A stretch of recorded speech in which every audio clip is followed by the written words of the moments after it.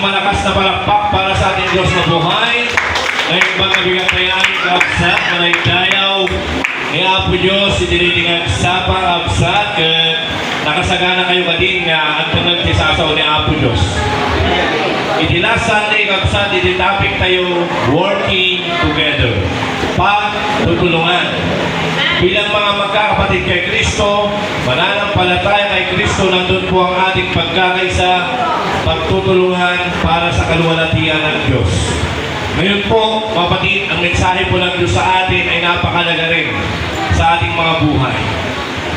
Napakalaga rin, mga kapatid, kapsat, tinatawag na mapanagbiyak tayo, ado iti struggle, ado iti trials, at tayo po problema na kinakaharap tayo kapsat, at ni Apo Diyos na kanayon na magtatarabay na niya tayo kapsat. Nagkaralag tayo, amami ka na sa dilangit, nagyaman kami Apo Diyos, ritingan tao, ganda kami manin Apo, ang tinag tisasaong.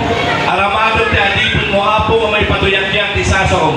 Marala kami Espiritu Santo, mangidalan kanya mi Apo, kundi nyaman iti maadan mi Apo, ala nga may nula, may isarag, di may isang alapayan, mi ngarungwar, di may isang udigan, Apo Diyos, at takinaad iti puso. Marala kami Apo Diyos, kabindisyon ang aming natungkag iti sasaong, iti na iti kaunag, iti war, iti live videos, Lord, iti makabuya, iti agbuyan to Apo Diyos, bindisyon namin iti biyagda. Agyaman kami, Lord God, iti na iti oras, sika Apo di mapatayawan, itinaga na pa Jesus. Amen.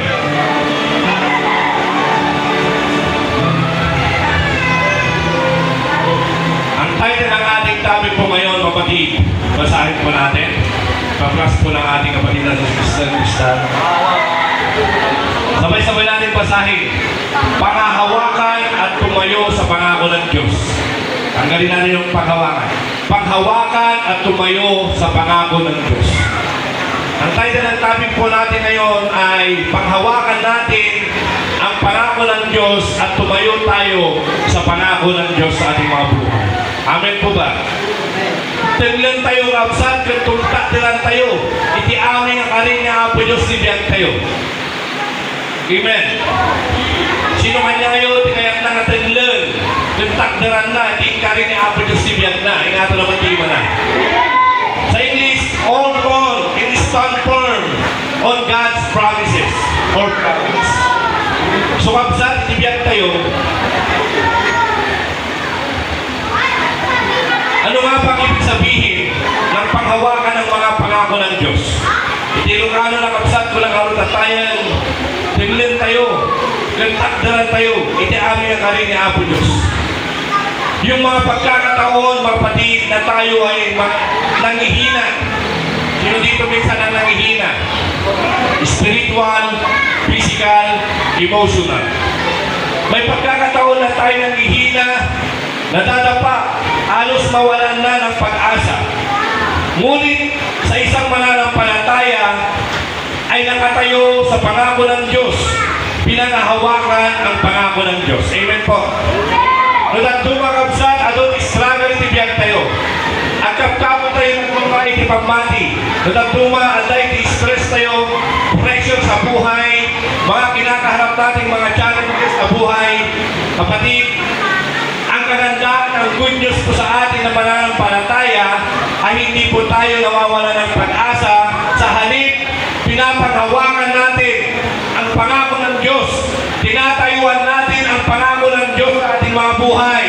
Are you there? Amen. Kaya nga po, ito po ang mensahe ng Diyos sa atin. Whatever our situation, whatever the challenges in our lives, don't give up. Don't quit. Hold on the promises of God in our lives and be stand firm. Tumayo tayo. Tayuan natin ang pangako ng Diyos sa ating buhay. Alam niyo po yung word na promise of promises, there is a lot of promises of God in the Bible. According po sa Google, there are 3,000 to 8,000 promises of God. Kapsat ko yung may sa kakarin ni Apo Diyos. Nagdakil na ba na hindi kapsat no tumpalin ni Apo di kanina tibiyag tayo. Nagdakil na hindi ka ba na tibiyag tayo. Sino ti mamati nga di kanina Apo Diyos tumpalin na. Kaya ka lang to magpasamak to itibiyag iti baysa akas baysa nga adipon ni Apo Diyos, akas baysa nga anak ni Apo.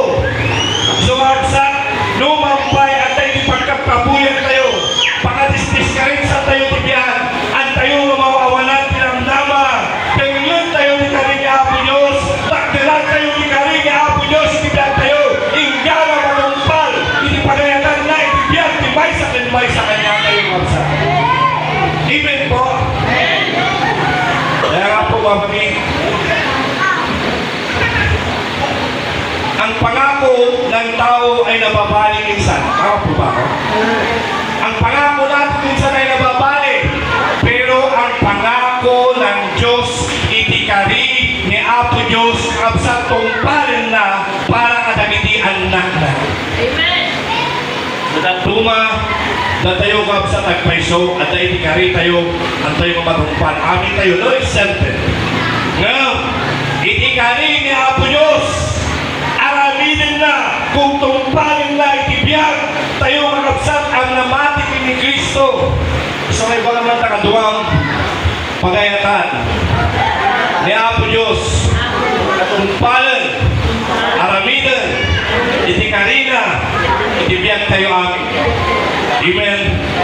Alam niyo po, yung mga tao hindi po nawawala ng pag-asa, dahil kitang tao nga nawawala din ang nama, isutagiyahin dahil kitang tao nagigigam, itikarin ni Apo Diyos, dahil tumatatan, itikarin ni Apo Diyos, unay pa'y kinaringan ng sitwasyon, unay pa'y tumandalan di amin kalupak na pagnaanin ibiyag, at dahil mata nga nakatatan, nga nakatalinaan kini Jesus Cristo, akas may isa nga manumpot, mag-isalakan ni ibiyag tayo.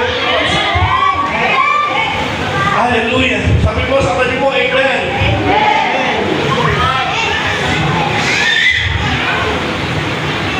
Sabi dito, ngunit ang pangako ng Diyos ay natutupad. Buksan po natin ang ating Biblia sa Hebreo. Ito po ang tema po natin ngayon. Sa Hebreo chapter 6 verse 18. Basahin po natin. Sabay-sabay natin basahin. 1, 2, 3. Hindi nagbabago at hindi nagsisinungaling ang Diyos tungkol sa dalawang bagay na ito.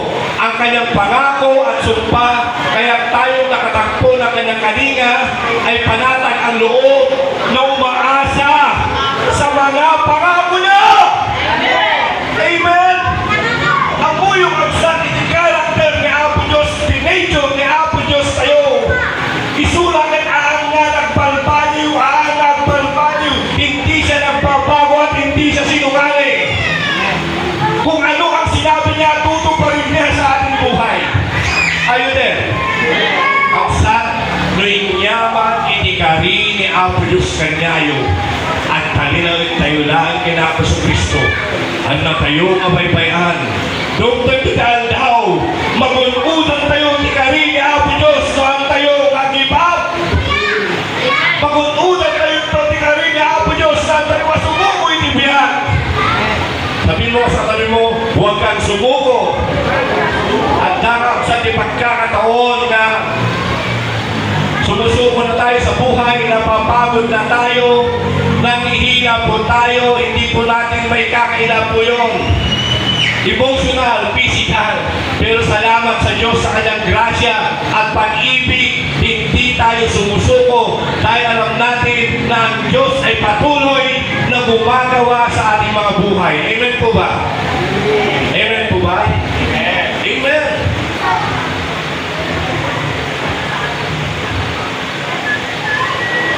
Ano po ba ang pangako ng Diyos sa atin?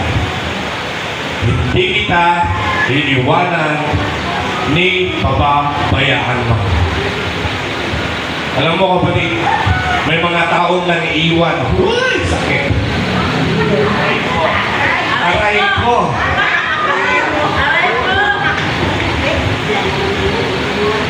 May nakapagsabi sa akin noon, ikaw ay pupunta sa bawang, I will never receive letter from you anymore. Pero sabi ko naman sa sarili ko, sigat ang mahal ko, hindi ba na wala ka sa buhay ko, basta't mahalaga, sigat ang susundin ko sa buhay ko. At salamat sa Diyos, dahil binigyan naman ako ng Diyos ng asawang kapartner na sumusuporta sa mission at kalooban ng Diyos sa aking buhay. I never regret sa aking asawa na pinagkaloob sa akin ng Diyos ngayon. Dahil po, yun ay bigay ng Diyos. Amen? Tuloy na po tayo, baka makaroon yung mga iba. Kasi lalo na wala silang partner. Hindi po yun ang topic ko. Kaya sabi dito, hindi nagbabago at hindi sinungaling ang Diyos. Kaya nga po sa huli, sabi na kaya tayo'y makakatagpo ng kanyang kalinga. Sa Diyos, may kapayapaan.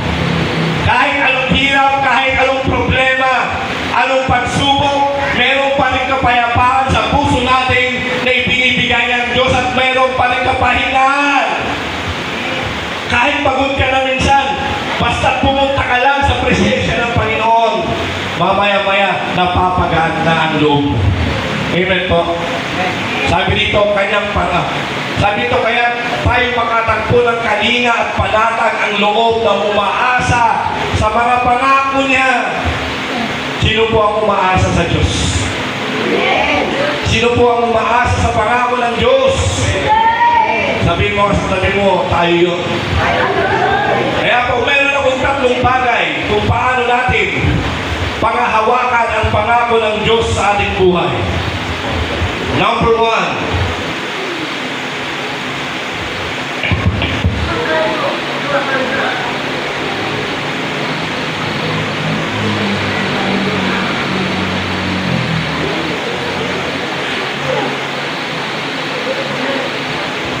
mayroon po kayo notebook, isulat po nyo yan. Sabay-sabay na rin basahin. 1, 2, 3. Patuloy tayong magtiwala at maghintay sa pangako ng Diyos. Maaaring kapatid, minsan napapagod tayo. Maaaring kapatid, sa mga panalangin natin parang hindi natin nakikita na tinutugon ng Diyos.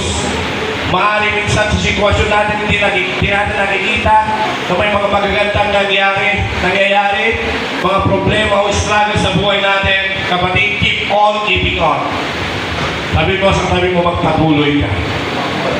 Kasi pag tayo sumuko, para bang sa pag-akyat mo sa isang bundok na kung saan, mga kapatid, may umaakyat sa bundok, sumuko na siya doon, hindi na alam, ilang akbang na pala, malapit na pala siya sa tagumpay. Kaya tayo kapatid, may mga pagkakataon na umaayaw na tayo sa panawagan ng Diyos, umaayaw na tayo sa anumang mga pinapagawa ng Diyos sa atin. Pero kapatid, keep on keeping on. Continue to trust in Him. Continue to wait on the Lord. Huwag kang mainip, huwag kang mapagod. Sino po rin ang naiinip minsan? Listen carefully.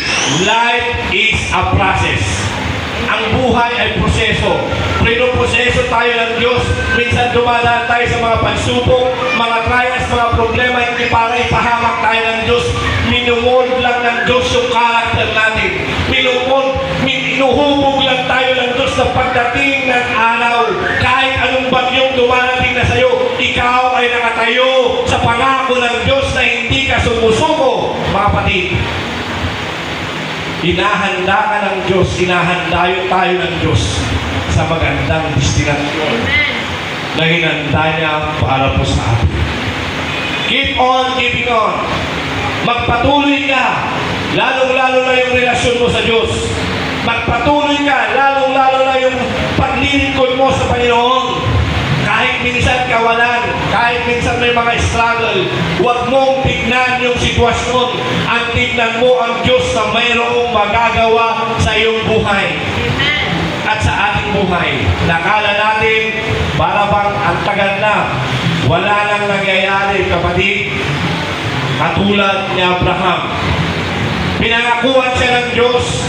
At ang sabi ni Abraham, linisanin mo ang bayan ito, pupunta ka sa ibang lugar. Ikaw ay magiging ama ng maraming bansa. Magkakaroon ka ng anak, pagpapalain ko ang iyong buhay. Sa madaling salita, at dahil ikari ni Apo Diyos kina Abraham. At dahil ikari ni Apo Diyos, resulan to kabsakan mabindisyonan. At bali nga ama ti ado nga bansa. At may daan to at anak kabsakan, timtag ti ado nga pinanawan na di lugar na. Kaya dapat sa baling lugar, hindi naging madali ang sitwasyon ni Abraham. Sabi mo sa katabi mo, hindi naging madali. Hindi naging madali ang sitwasyon ni Abraham. Listen carefully. Life is not easy. Ang buhay hindi madali. Walang shortcut, kapatid. Nakaproseso ang buhay natin katulad ni Abraham. Sa loob ng kanyang buhay, maraming panahon na siya nahihirapan, nawawalan ng mga bagay-bagay sa kanyang buhay. Pero kapatid, si Abraham ay patuloy siya nanampalataya, naghintay, pinanghawakan ang pangako ng Diyos sa kanyang buhay. It takes 25 years bago naganap ang pangako ng Diyos sa kanyang buhay. Eh tayo, mas marami ang complain. Minsan, may mga complain, may mga tanong sa Diyos tayo, mga kapatid. Lord, bakit ganito nangyayari sa buhay ko? Lord, bakit ganito? Pero kapatid, maghintay ka at patuloy kang magtiwala sa Diyos. Katulad nito, itong upuan na to, ang pagtitiwala sa Diyos, pag ikaw ay umupo, agtuko ka natin ang tugaw, kung walang pa, ririkusob na kaya may sakto tugaw. Hindi, minsan, umuupo na tayo, maliban na lang sa mga big size. I'm sorry. Ganun na lang, di ba? Ganun din po sa atin. Ang pagtitiwala sa Diyos ay napakaganda. Ang talag tayo, pagtutuloy iniapo. The more you trust God, the more na nakakaramdam ka ng kapayapaan mula sa Panginoon. Ang kawalan ng pagtitiwala sa Diyos, doon nanghihina ang ating spiritual na buhay. Put your trust on God, not put your trust on man. Magtiwala tayo sa ating Panginoon. Ang talag tayo ni Apo Diyos Kristo. Aguray tayo, di ka rin ni Apo. Sino taguray, di ka rin ni Apo Diyos? Kasta ni Abraham, inuray natin 25 years. Ngayon na tayo, hindi ka rin ni Apo. May sa duwa, tahuan, ang lahat na nasumpa ng tikaharag tayo. Kasta kaya tayo, di sumuko. Ngayon kakapsat, wait upon the Lord. Maghintay ka, magtiwala tayo sa Panginoon sapagkat ang Diyos ay hindi sinungaling. Ang Diyos natin hindi nagbabago. Hindi niya pwedeng baliin kung ano ang sinabi niya. Ang Diyos ay Diyos na tumutupad sa kanyang pangako sa ating mga buhay. Sino kanyayo, iti ang tultuloy ng talag iniapo Diyos. Sino kanyayo, ang tultuloy na aguray, kaya aming ngayon ka rin ni Apo Diyos ni Biyagna. Kanya tayo aming kapsa. Ni Abraham, 25 years kapsa. Nga nagunuray di ka rin ni Apo, nagunudan na maglaan di ka rin ni Apo Gapo, di pamati na kini Apo Diyos. Ganda tayo, at tutuloy na magunudan tayo di ka rin ni Apo, di tayo nagampo, at tatalinan tayo kay Yesu Kristo. Amen. So ang kapsat, tayo na-complain itibiyan. Tayo na panunod negatibo itibiyan tayo. Gabing kapsat, no nakita ka ba nagmararamig tayo, kasla tayo mauawanan, tinamnaman na kalayo. Ngayon, no ititalit tayo, ipaay tayo kay Apo, kat ang ururay tayo kay Apo Diyos, tayo mauawanan, itinamnaman, numampay, kasatno, itimang mangyari di biyan tayo. At tayo ang paling na nag-Israelita, na inala na Apo Diyos suta di ito'y panati iti-share lang kapsat na iti-Israelita ko natin nyamot kasi mo din imang mangyari di biyan may mayat pa yung mga nagsumpi kami di dati, we will never be the same again. Tayo nagsumpi di dati kabiyan tayo, tayo nagsumpi di dati ngayon tayo kapsat lutigat surutin tayo ititalang na impaay ni Apo Diyos kanya tayo lumampay awanan, lumampay atay sitwasyon tayo paano naiisip po na i-encounter po natin. Magtiwala pa rin tayo sa Panginoon. Ang pagtitiwala at paghihintay sa Diyos ay napakalaga sa buhay natin sa Kristiyano. Wait on the Lord. Put your trust in Him. Taas na natin ating makamay, sabihin mo, Panginoon, kami magtitiwala at maghihintay sa iyong pangako. Ni Brother Ray, may isang example nga kas may isang kapsat. Nagyamyaman din ni Apo Diyos na unay. Pa 20 years magdan nga awan din ang tabi ni Sister Christine. Hindi na maamula ni Apo Diyos kapsat nga nagkaroon di personal na relasyon. Dati di pagyamyamanan na aking na Apo. Tani Apo Diyos tinumpal na iti karina ini Brother Ray. Isungat akil unay tiyaman na yung glorify na ni Apo Diyos ni Biyagna. Kasamot na niya tayo kapsat. No, di kita ipalang na karin ni Apo Diyos tinumpal na. I-glorify tayo ni Apo ni Biyag tayo. Patayawan tayo ni Apo Diyos ni Biyag tayo. Na itigit ang karin tayo, Lord. At agar kadiyak na itong palamapo kastoy puti aramidan, di adda nga tinumpal ni Apo ti karimon kapsan, iti karim ni Apo Diyos kanyang awanan, di mo aramidan, ninyaman iti karim ni Apo Diyos iti nga tinumpal na aramidan, pa isudan at ipagayatan ni Apo Diyos si biyan tayo. Nung kumalun, agasan ng Apo ang serbiyang kanya, ipaay ko iti biyan ko. Lord, lumay ka lang kumatibindisyon na ado ng trabaho para abor. Apo Diyos, tayo usanan para di pagariam. Usanan, tungpalin tayo, pikari tayo magkiniapo. Tani Apo Diyos, ipikari na, maangat palpali yung Apo. Amen? Malakpakan naman na Apo Diyos, kansa. Nakatugawa ko. Pasensya kayo na kumabasa ng surat ko, doktor kami. Patuloy tayong magtiwala at maghintay sa pangako ng Diyos. Ang panghawakan natin, ang pangako ng Diyos, kapatid. Naniniwala po tayo na ang Diyos ay tapat. Sino pong naniniwala na tapat ang Diyos? Amen. Tandaan natin tapat ang Diyos sa ating buhay. Sa kapila ng pinagdadaanan natin, huwag tayong sumuko, umawalan ng pag-asa. Our God is a God of promises, who is willing to fulfill His promises in our lives. Sabihin mo sa katabi mo, tutuparin ng Diyos ang pangako niya sa ating buhay. Magtiwala lang tayo at maghintay sa Kanya. Tulad ng sinabi ko kanina, si Abraham ang halimbawa na kung saan ay naranasan niya at takampan ang pangako ng Diyos sa kanyang buhay. Kahit 25 taon, hindi siya nainip, hindi naging madali ang kanyang mga naranasan sa buhay. Nagkaroon ng taggutom sa kanilang lugar. Pero siya po ay hindi nawala ng pag-asa.